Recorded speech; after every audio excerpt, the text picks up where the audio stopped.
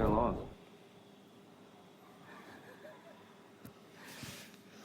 Welcome to the Synnet podcast. We're here today with team manager Mark Paterson. How you going, Mark? Good, thanks, mate.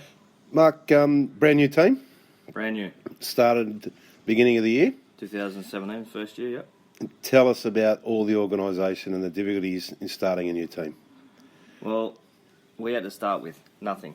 Not a bolt, not a nut, not even a tyre. So it was a massive effort to get everything ready by the first round. Huge. And tell us then, how did the team come about? We just, I was with Kieran Hall last year, helping him out with BBR. And he was doing AusX Open, and we were looking to do some privateer stuff the next year, and weren't sure what we were going to do. And we went to do some training with Jimmy at JRC Development. Met Kane Fisher down there, and started talking to him and yourself, and everything just sort of went off from there. That's where the team started from. It's been an interesting start to the season. As you said, it was really difficult when you start from nothing.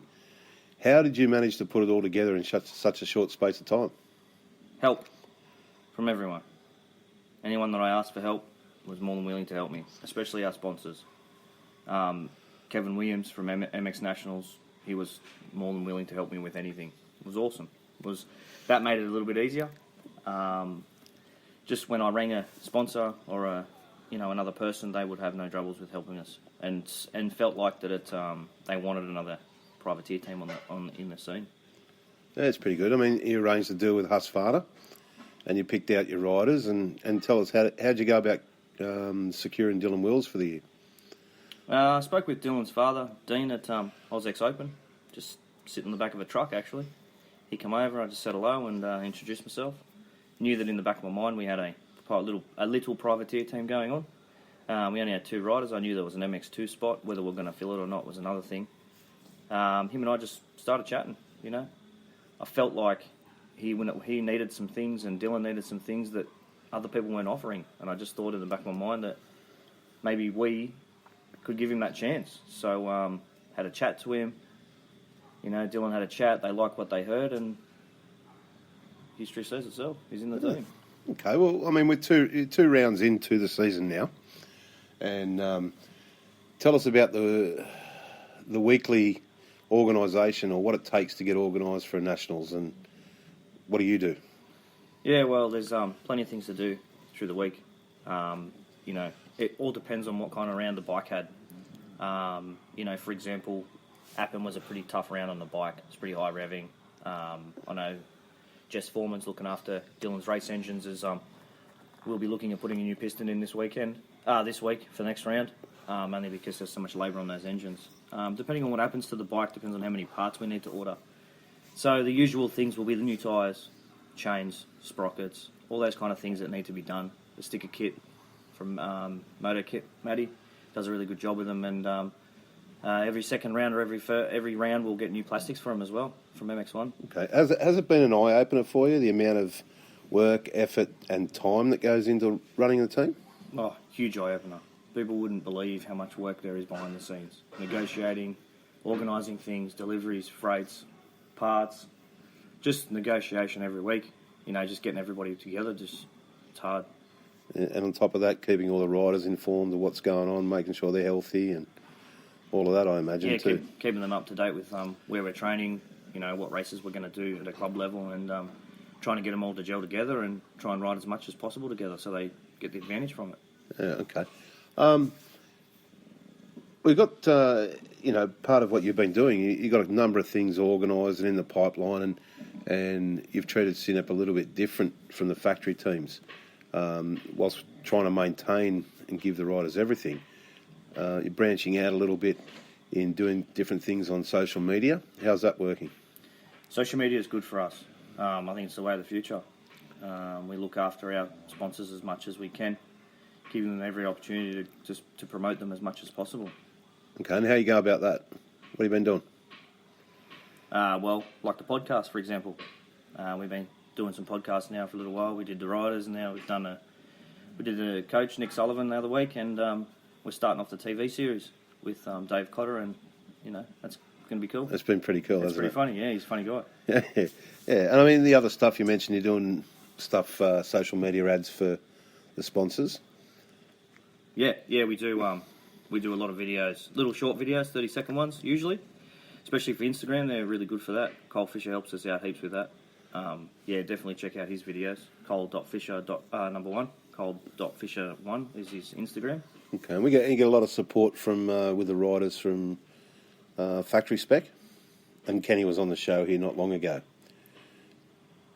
How has that relationship developed? And Kenny from Factory Spec. Yeah, he's a good guy. He's really easy to get along with. He's got no dramas with helping us out, and he's just building. You know, each time he sees us at the track or he comes in and spends some time with us, he dials them in as best as possible, and then leaves it up to the riders to do their best with it. Okay, all right. So the next week we head off to Connondale in Queensland. Expectations. Let's start with Kieran Hall. What do you hope for Kieran? Well, Kieran had a tough round number one. He did struggle a little bit with the conditions, but definitely bounced back really, really well at Appen. I mean, premier class, works full time, gets on the bike as much as he can. 11th overall for the day. I mean, top privateer. I mean, it's a pretty solid effort for a rider that does work. So, I mean, I hope he finishes around that time again, around that place again. He should be. He might even pop in the top 10. He will do at some stage of this season, but he's definitely one of the riders to look out for. Okay. Yeah, I mean, very talented and unbelievable to watch on the bike. Dylan Wills, expectations for Dylan up at Connondale? Dylan's just a great rider. Got a lot of talent too, Dylan. Trains hard, works a lot on his bike, and I mean, he was, had a couple of falls last week, and that hurt him a little bit. But I mean, Dylan's definitely good enough to win our podium. I've got no doubt about that. But if he finishes in top 6 again, he's having a good round. Okay, and of last, of course, you got your development rider, Kane. Yeah. Any expectations for him? As long as Kane gets out there and does his very best at what he's trying to do. I mean, it's his first season. He's finding it tough, but he's getting through. If he can position himself in the top 20, I think he's doing a really, really good job there, because there's a lot of tough riders in that class. He really needs to focus with that, and I reckon he'll get there. Okay, good. So, overall for the season, plans, goals. What do you think the team will change? What it's heading towards? I think if the team can focus a little bit more on being professional, we've introduced ex-pro players to help us with nutrition and the mental side of it, and I just want the team would be nice to head in the direction of being a little bit more professional. Obviously I want the boys to make it all home safe. I want to try the hardest, but their safety's paramount to us. Whether they finish first, whether they finish 25th, as long as they're doing their absolute best, that's all our team requires. We just want to help them, support them as much as we can to give them that chance to, fulfill their dreams. At the end of the day, I've got my job to do, and I want to make sure I do it to the best of my ability to give them every chance I've got, to give them the chance they've got to be the best. Okay. That's us. Are you enjoying it? Oh, yeah. I mean, it has its times. It gets pretty stressful. It's pretty full on. Like, other people might know that does it, but, there's a lot of things to organise. There's 3 completely different riders after all completely different things.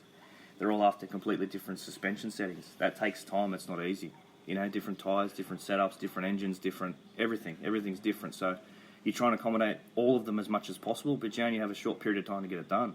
We've only got, 2 weeks between each round, and some rounds are back-to-back, so that's going to be real difficult. But we'll get through. We've got a lot of sponsors helping us out in the back screen there, and they go they go above and beyond to get us sorted, so it's pretty good.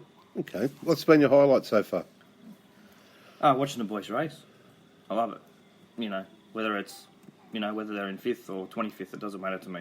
It's good to see them go around with the Sinner brand on, wearing their clothes, wearing their bike stickers. It's good. It's a good feeling.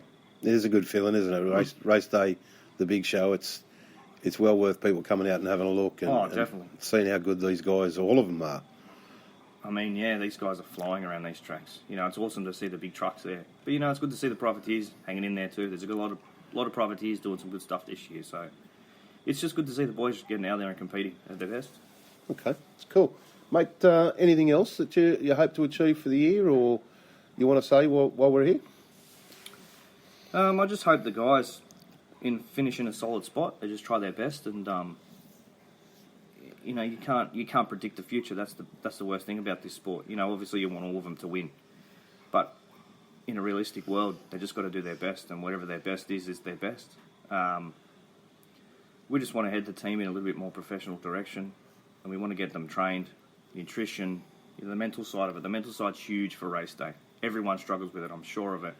And our boys are no different to that. They all struggle with the mental side of it. If they can get focused, obviously surround themselves with good people, it always helps. So, yeah. Fantastic.